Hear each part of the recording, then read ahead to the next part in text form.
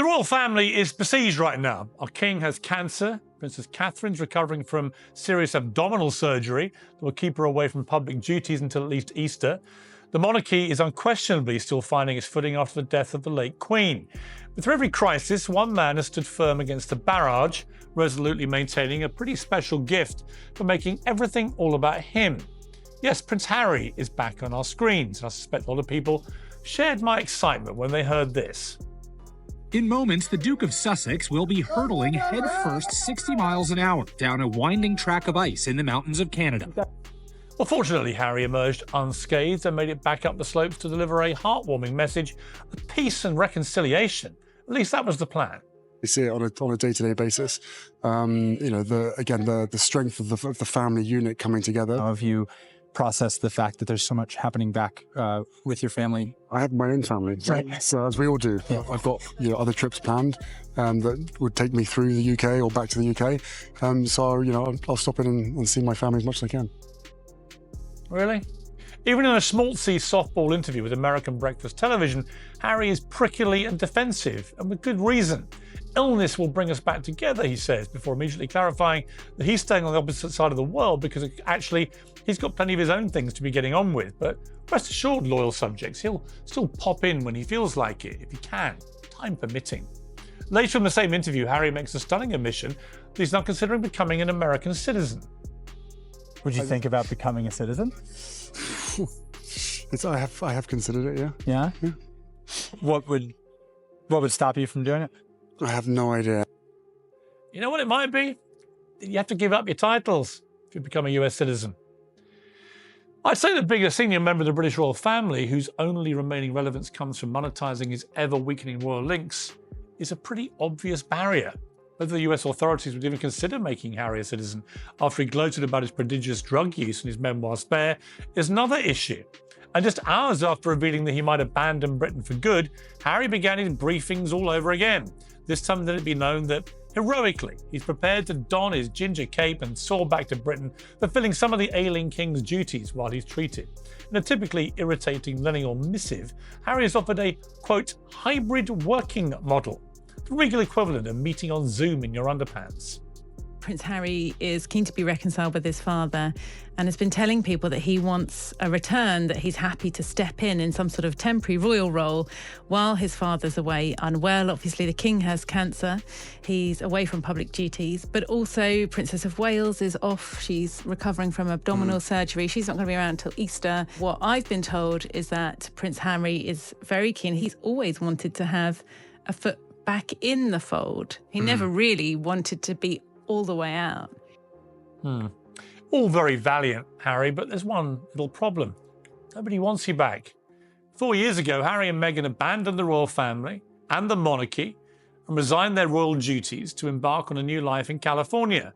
The late Queen was crystal clear at the time. You cannot be half in, half out. If you go, you're gone for good. And it seems that the King himself has agreed with that. Harry jetted into the UK immediately after hearing his father's cancer diagnosis. No one can criticise him for that. But he might have been surprised at the less than hearty reception. The King's aides made Harry stay in a hotel. He was allowed just one hasty 30-minute meeting at Clarence House, not at Sandringham, where the King flew off on his helicopter to recuperate. Because, you know why? They were kind of worried that they wouldn't get rid of Harry, and also a little bit worried that someone who's committed all the private thoughts of his family to books and podcasts and television interviews in a scathing, derogatory manner might just do it all over again. They also knew that the King is a 75-year-old man being treated for a very serious illness and needs time to rest. He doesn't need to be part of the ongoing Sussex psychodrama. Now compare and contrast the dignified behaviour of Prince William, who's been taking care of his wife and only just returned to public duties. Last night he attended the BAFTAs and glided around the place with the gravitas and decorum that he always does. No vainglorious narcissism, no attention-seeking, no self-pity. Of course, there was no meeting at all last week between Harry and his brother. Harry's supporters, apparently there are some of them somewhere, felt that was spiteful. Really? They must have had the recall skills of a goldfish or President Biden. Don't forget that this time last year, the royals were still reeling from Harry and Meghan's Netflix show, which condemned Britain and the monarchy as irredeemably racist and torched the reputations of their closest family members. It was terrifying to have my brother scream and shout at me, and my father say things that just simply weren't true, and my grandmother, quietly sit there and sort of take it all in. Harry went on to maul his own brother on that show and smeared his own father, the king, as a liar. The monarchy was directly accused of destroying 2 of its own to protect itself. Even the late Queen was appallingly presented as a dupe, manipulated by sinister courtiers in a dark plot to smear the poor Sussexes. As if that 6-hour onslaught of sycophancy and sedition wasn't enough, along came the memoir. Across 416 pages of pure poison, The Prince of Privacy revealed toe-curling details about excruciating and deeply personal disputes with his family, including this about his brother. He grabbed me by the collar, ripping my necklace, and he knocked me to the floor. I landed on the dog's bowl, which cracked under my back, the pieces cutting into me. Well, we all laughed, of course, but do you think William laughed at that? The man who will be our next monarch would laugh at being ridiculed and mocked in that manner by his own brother? Is it really any wonder that Prince William wants nothing to do with him? The Prince of Wales is now facing up to the massive responsibility that awaits him as Britain's next head of state, but his own brother has gone out of his way to shatter his reputation and that of his wife. Why on earth would he want to reconcile with someone like that? It's been a relentless one-way attack. That was a low point for Harry, but Harry, well, he can always find a way to go lower, digging deeper and deeper until he finds the gutter. He called Camilla, the new queen and the love of his father's life, dangerous and a villain. Reportedly, he refused to even be in the same room as her when he came over on his mercy mission last week. Harry's also boasted about his drug use and losing his virginity. He revealed the number of people he killed in Afghanistan, breaking all normal rules of how the military behave. He spilled details from intensely private conversations with the king, who'd begged him not to make his final years a misery. We don't need to wait for history to judge how he's getting on with that. And as the global media he supposedly loathes gorged on the red meat he'd tossed them, Harry did precisely what any dignified member of Britain's proudest institution would never do. He toured with TV studios with lurid tidbits for clapping seals. Can you explain how it is that the royal standard got frostnipped?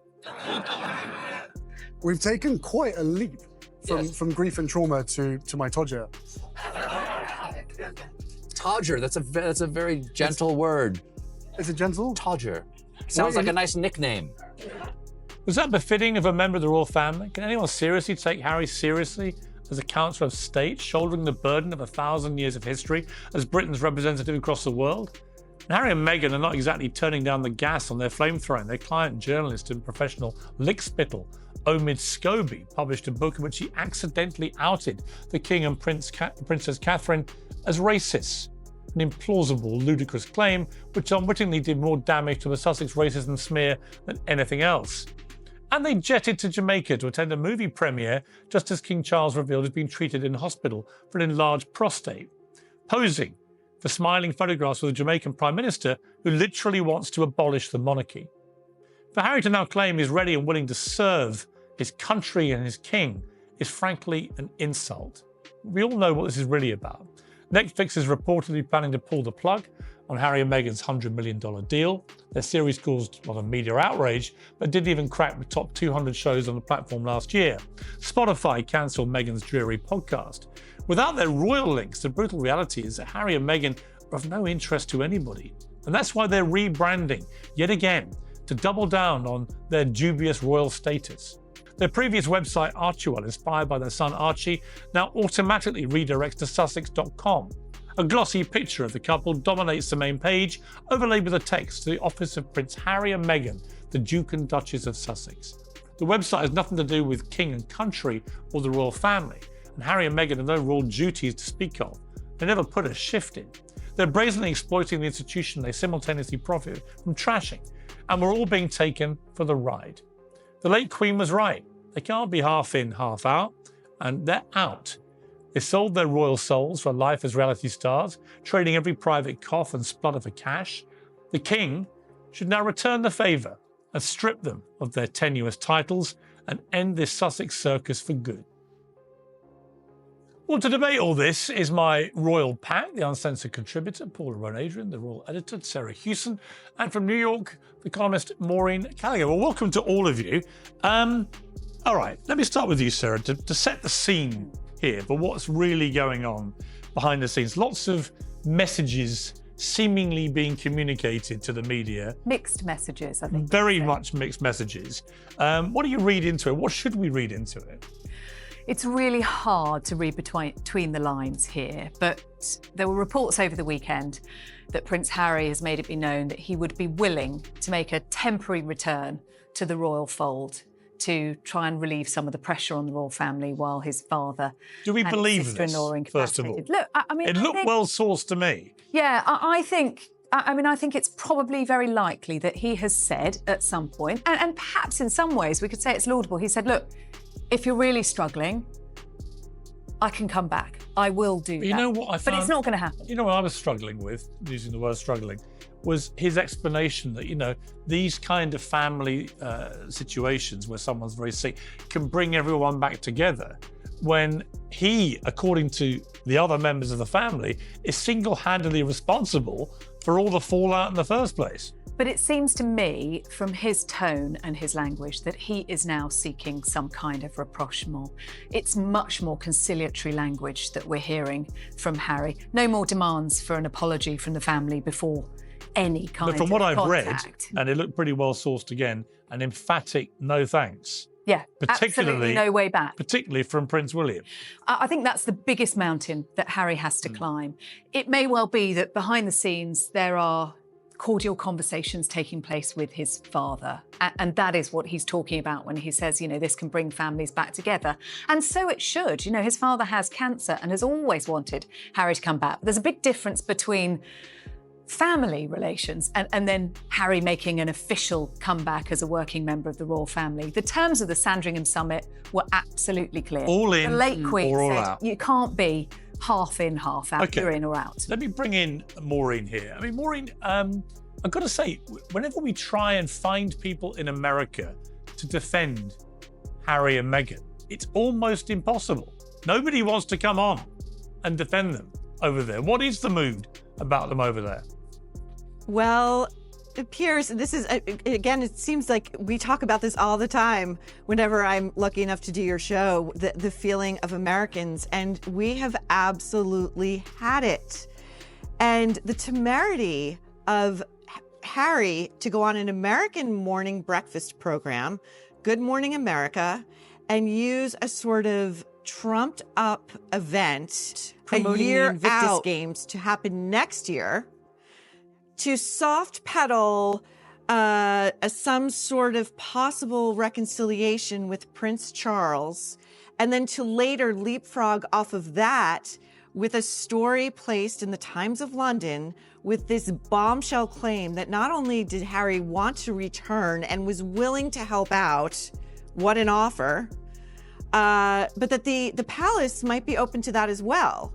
It's been really a remarkable 2 weeks in terms of just the timeline of events and the series of humiliations that Harry and Meghan have suffered, from the breakneck 24-hour trip to London to the UK to see Charles and to get only 30 minutes, to hear later from Charles's staff that they, quote, couldn't wait to get rid of him because they were afraid he would never leave, to William not seeing him nor speaking to him, to William then saying emphatically, and Charles's office briefing emphatically, there is no way back for these two. And when you couple that with Meghan's rare quietude this week, she was seen but not heard from on GMA in America. She was barely mentioned in the Times of London, and when she was, it was at the bottom of the piece. I actually think there's quite a lot of intrigue happening right now, and it will continue to unfold in the coming weeks and days. Yeah, and I'm afraid the cynic in me says that this is all because their life in America is not going as well as they hoped. The millions have been stemmed by them being turfed off platforms like Spotify because they were effing grifters, according to one of the executives there, and produced terrible content. And that in their desperation to try and maintain their very high standard of living and their celebrity status, which is all they have now out there, they've now flipped Archerwell, the charitable organization named after their son, to Sussex.com, which seems to me a flagrant abuse of all the accepted practice with the royals. You do not explicitly exploit your royal titles like that. So you put it all together, and the jump on the plane when clearly he wasn't expected or particularly welcome, it turned out, and you left, I think, with a really cynical taste in the mouth, which is this is all about preserving their brand. Paula. Preserving a brand, Piers, yes, you are very cynical. What has happened is that a son has discovered that his father is suffering from cancer. And in his dash to be by his side, he did whatever he could to get there, to spend that time with him. Now, I have also read that Prince Harry's time was limited by the men in suits, however they're referred. Big wasp and fly as Harry. Yeah. Well, hang on, they were just getting Charles and Camilla were just getting a helicopter to Sandringham, right? The king is the king. If he wanted to spend longer with his son, who'd flown all the way from Los Angeles, he'd have spent longer with his son, and the chopper would have waited. That's the real world. So this idea that actually Charles was furious and would have liked to carry on for hours, or even get on the chopper and come with us, son, which is what I would do to my sons, because they still talk to me and don't trash my family on television every 10 minutes.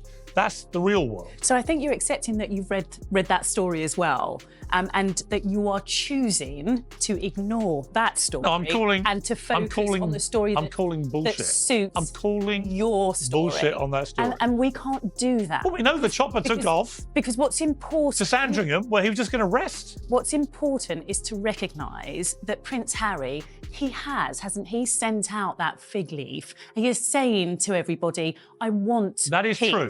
That is true. But I would say to that, the fig leaf has been snapped in half and whacked back. I mean, that's the reality of what happened here. And that's unfortunate. So I don't dispute that he wants to send out a fig leaf. What I do think is true is whilst Charles is his son, he may think, you know what, I just need to suck this up and just put up with it and let him back. William is utterly implacable. I mean, I'm told, no way, after what Harry did to his wife and with that book, not a chance. And so what do we do about that? Do we define the lines even more? Do we dig the trenches even further? Or do we support this family? I think we strip the royal time. I think you know the easiest thing? When I saw the Sussex.com stuff, I was like, really? You're even going to do that? You're going to make it that transparent? I come from Sussex. I've spent more time in Sussex in the last week than they have in their lives. So do you not want them to earn money, Piers? I don't want them to exploit royal titles for personal financial gain. No.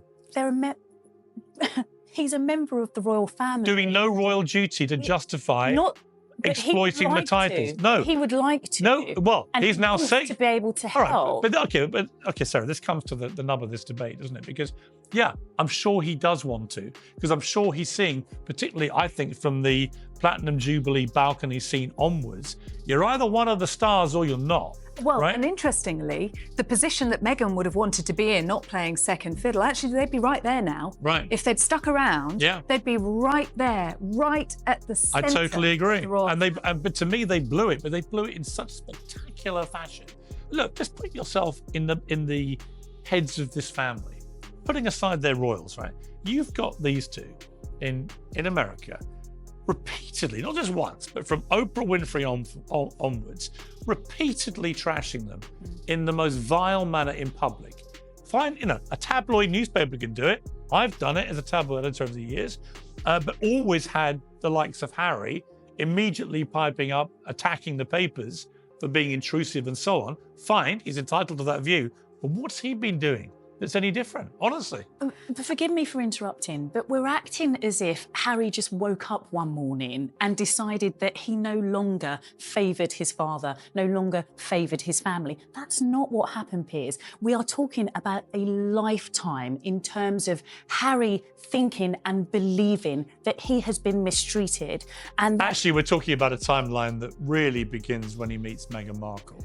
Well, right? And again, the cynic in me. So we blame the woman. Well, we blame the outsider. I gotta say, if one of my sons, before if one of my sons came to me, don't do him a disservice by denying him that. If one of my sons came to me and said, "Dad, great news! I'm going to marry an American divorcee who's 5 years older than me, and she wants nobody from her family at the wedding apart from her mother, on either side, right? And has just disowned her dad etc., etc. Just I think I would say, to be fair. I think I'd say, just remind lads, if everybody I were you, what happened to her father. if I were you, I'd swerve this one if I were you. What happened to her father before the and wedding? her father had staged the photographs, Right. etc. Yeah. But and let's remember the mood around the time of that wedding. There was a huge sense of optimism about what she could bring, and that Harry had finally found Yep. someone who could hold their own and could deal. I wrote a piece on the wedding day myself Yeah. about what a breath of fresh air it was to see a non-white wedding with a woman from a biracial American background.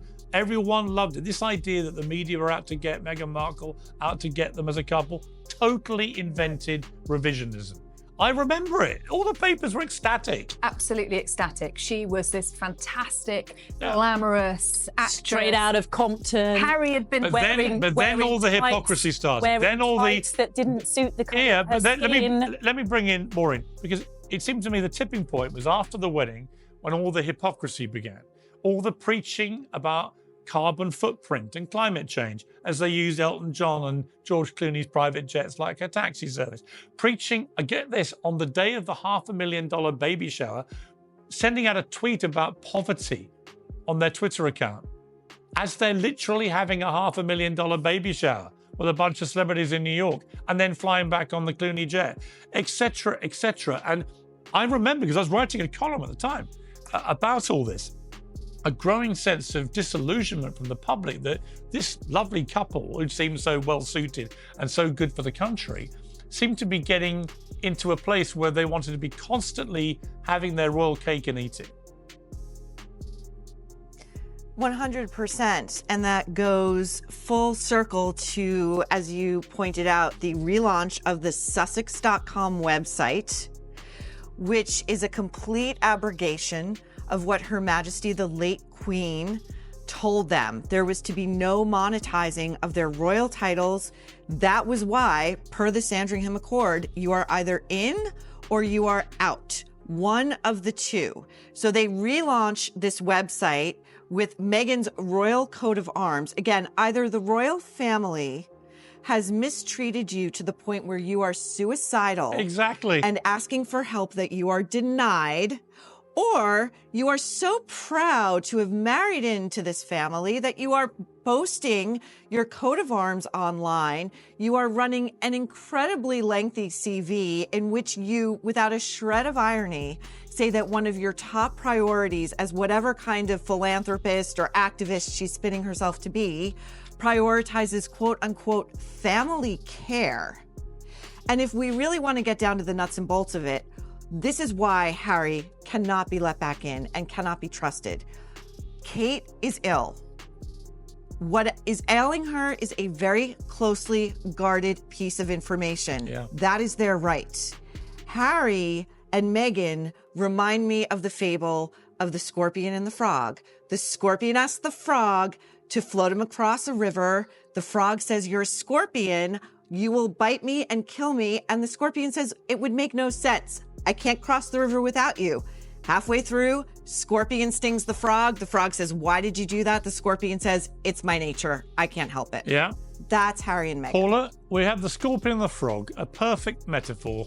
Perhaps if Harry were here, he might say that he's been stung so many times that he couldn't take the pain. I'm sure he longer. would. He's been And whining that's about why this and that's for why years, he yeah. spoke out. Well, I mean, you use the word whining, but of course he is somebody who he says he has suffered significantly and that it's impacted on his mental health. So I think the term whining. Let me ask Sarah on that point. Should be. So I wrote a column for the Sun tonight about William, right, who I think has been amazing.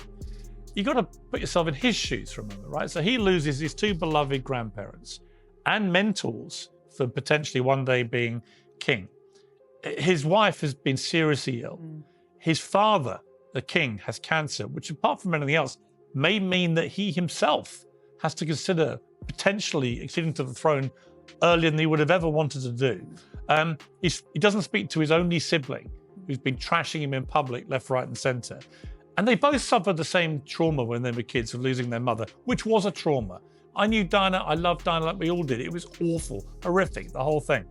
But I don't see that William has had to go through any worse than Harry. The only difference is that rather go down the path of running to America and fleecing his titles for hundreds of millions of dollars whilst constantly trashing the institution that bestowed them, William has chosen silence, in public, dignity, decorum, and duty. Well, he didn't have much choice, did he, because of the position. Actually, he did. He could walk away. Well, Edward, when he fell in love with an American woman, walked away. But I think Maureen's point about Kate's illness at the moment is a big factor in why there was no meeting between those brothers, if ever that was going to be on the cards. Because he is so protective over his wife, and there is no trust there. There is no trust that any conversations that happen aren't going to be briefed out. Harry even wrote, just to remind everybody, Harry even wrote about private conversations with his father and his brother at Prince Philip's funeral site in the grounds of Frogmore House, when his father apparently said, "Don't make my last years a misery." Think about that for a moment. Revealing conversations you had with your father and your brother at your grandfather's funeral in a book. But it's why I said I thought Harry's tone has shifted, because that interview on Good Morning America was actually pretty guarded. He talked about being grateful for the time he had. Also talked about wanting to be American. And you know why? He said it wasn't a high priority. Yeah, you know why? Because if he wants to be an American, he has to give up the titles. Yes, you can't. First thing you have to do, and Maureen, I'll bring you back in here. First thing you have to do if you take out American citizenship, you give up British. And so Harry would go back to just being Harry and Meghan. And by the way, good luck to those two with their empire commercial plans if they don't have the royal stuff to exploit.